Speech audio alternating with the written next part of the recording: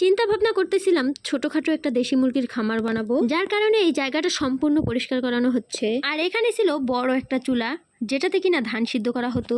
এখন যেহেতু ধান করি না, যার কারণে চুলাটা এভাবেই পড়ে আছে। চুলাটা যেহেতু অনেক বড়, যার কারণে এটাতে বিভিন্ন ধরনের গাছ লাগানো হয়েছিল। আমাদের বাঙালির বুদ্ধি বলে কথা, এখানে একটা সরা আলু গাছ লাগানো হয়েছিল। সরা আলু গাছে কিন্তু লতায় লতায় আলু হয় এবং মাটির নিচে অনেক বড় একটা আলু হয়। চুলাটা যেহেতু ভেঙে ফেলবো, যার কারণে আলুটা উঠানো হচ্ছে।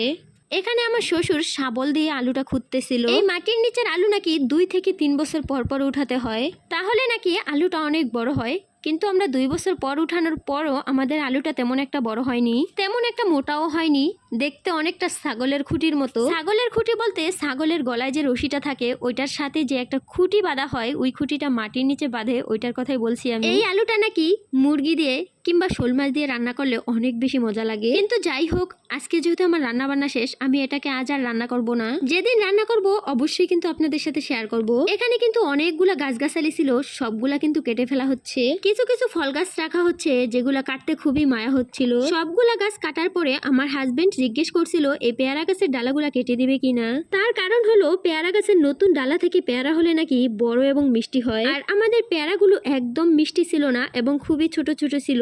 প্রথমবার যখন পেয়ারা হয়েছিল তখনই খুব মিষ্টি ছিল এবং বড় বড় ছিল।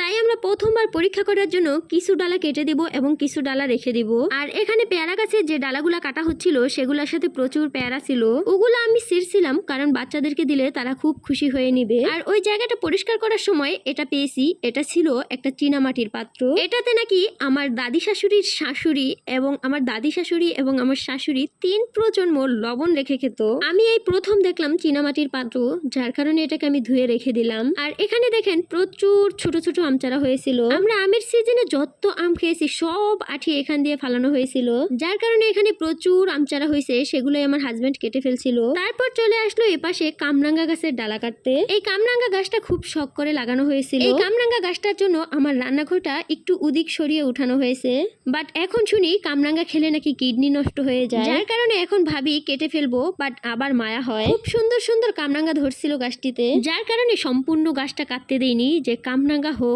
মানুষকে দিয়ে দিব, আমরা না খাই। তারপরও আমার মেয়ে এখানে একটা কামরাঙ্গা চাচ্ছিল, তো তাকে গাছ থেকে একটা পেরে দেওয়া হলো। এই কামরাঙ্গাগুলো প্রথম যখন ফলন দেয় তখন কিন্তু খুবই মিষ্টি ছিল, এখন কিন্তু অনেক বেশি টক হয়ে গেছে। তো যাই হোক, আজকের ভিডিওটি এ পর্যন্তই, দেখা হচ্ছে অন্য একটি ভিডিওতে। আর হ্যাঁ, এই চীনামাটির পাত্র এখনো কোথাও দেখা যায় কিনা, দেখে থাকলে কিন্তু অবশ্যই কমেন্টে জানাবেন।